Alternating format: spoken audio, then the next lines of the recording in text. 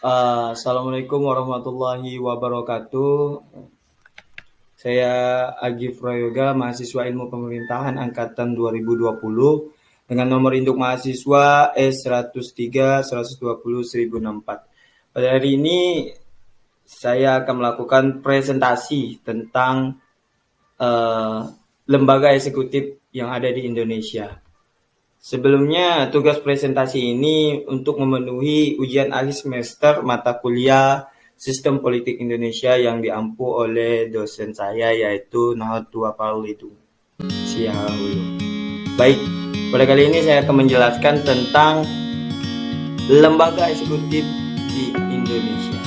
Oke, sebelum masuk jauh lebih dalam lagi, mari kita pahami dulu tentang makna eksekutif. Ya baik, jelas bahwa makna eksekutif itu dilatar belakangi oleh sejarah trias politika, yaitu eksekutif, legislatif, dan yudikatif. Tujuannya yaitu untuk pemisah atau pembagian kekuasaan.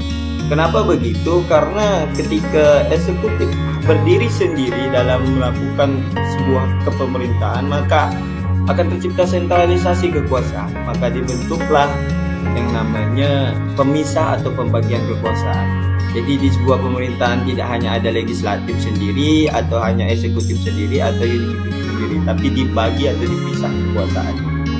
Selanjutnya, lembaga eksekutif ini lembaga yang menjalankan pemerintahan, biasanya terdiri atas presiden atau perdana menteri bersama kabinet beserta unsur pendukung birokrasi lainnya.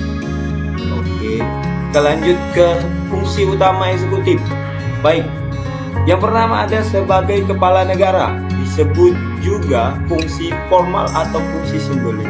Ini jelas sebagai perwakilan di sebuah negara itu, sebagai simbol dari negara itu. Jika eksekutifnya dipandang itu sebagai kepala negara gitu ya, fungsi sebagai kepala negaranya. Jika ada apapun hal yang berkaitan dengan negaranya, ya diwakili lah dengan si eksekutif. Kalau ada Indonesia dalam hal ini ya Bapak Presiden Joko Widodo itu juga sebagai kepala negara kita yang berfungsi sebagai fungsi formal, mewakili kita di berbagai negara untuk hubungan-hubungan diplomasi. Selanjutnya sebagai kepala pemerintahan, fungsi ini adalah menjalankan dan memimpin birokrasi pemerintahan serta pelaksanaan kebijakan. Kalau di Indonesia itu kan kepala negara dan kepala pemerintahannya itu sama. Jadi begitu juga di Bapak Jokowi ini juga menjalankan kepemerintahannya ketika di Indonesia, menjalankan kebijakan-kebijakan, peraturan-peraturan yang sudah dibuat itu dijalankan di sini bersama kabinet kerjanya atau para menterinya gitu. Dan ini menjalankan visi dan misinya ketika dia menjadi sebuah kepala kepemerintahannya, menjalankan sistem administratifnya lah di dalam negara. Baik, kita lanjut. Ada wewenang lembaga eksekutif. Yang pertama ada administrasi kekuasaan, melaksanakan undang-undang, peraturan perundang-undang lainnya, serta menjalankan administrasi negara.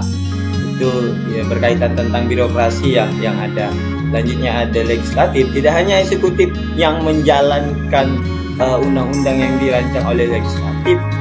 Eksekutif punya juga wewenang untuk membuat rancangan UU, undang-undang maksud saya, yang nantinya akan dibahas juga bersama lembaga legislatif yang ada. Kedua, tentang keamanan, eksekutif punya kekuasaan mengatur polisi, angkatan senjata, menyelenggarakan perang, pertahanan negara, serta keamanan dalam negeri. Eksekutif punya hak untuk menjaga kedaulatan negara, untuk menjaga keamanan warga negara, untuk menjaga keselamatan. Selanjutnya ada yudikatif, memberi gerasi, amnesti, remisi. Itu juga ada diplomatik, menyelenggarakan hubungan diplomatik dengan negara lain. Selanjutnya ada macam badan eksekutif.